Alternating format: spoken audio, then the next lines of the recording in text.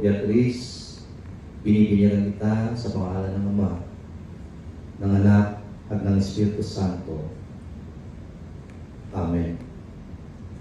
Ang banal na Espiritu, nawa ang maghari sa loob mo bilang ipinanganak sa pamamagitan ng tubig at ng Espiritu upang ikaw ay maging tapat na disipulo ni Jesucristo. Amen.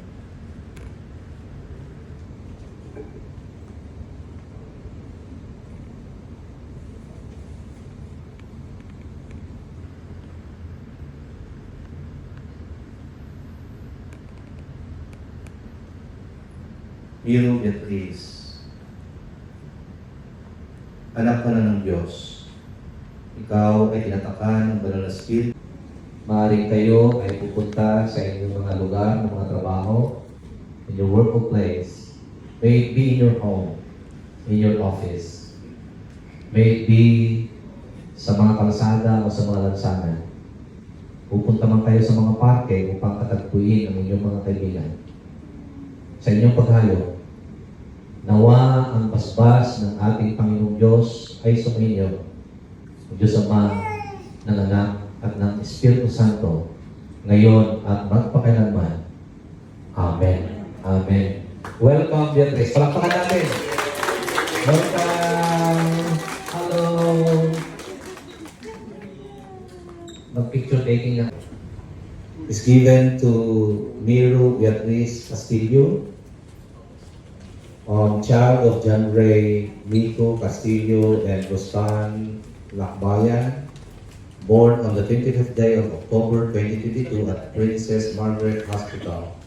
Having been presented for holy baptism in her sponsors, having renounced the spiritual forces of wickedness, having rejected the evil powers of this world and repented of their sins, having accepted the freedom and power given by God to resist evil, injustice and oppression, in whatever forms they presented themselves, having confessed Jesus Christ as their Lord and Savior, having put their whole trust in His grace and having promised to serve Him as their Lord in union with the Church which Christ has opened to all people of all ages, nations and races, and having agreed to nurture Miro Beatriz Castillo in Christ's Holy Church, and by teaching and example guide herself to accept God's grace for herself, to profess her faith openly, and to lead a Christian life, Miro Beatriz del Castillo has this day baptized in the name of the Father,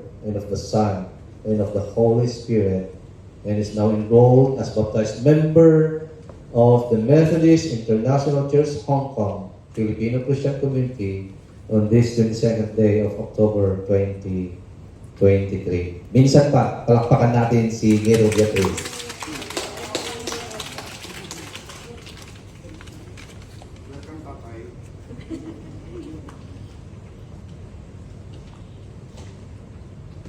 Mga kapatid, halina po kayo dito magpirma.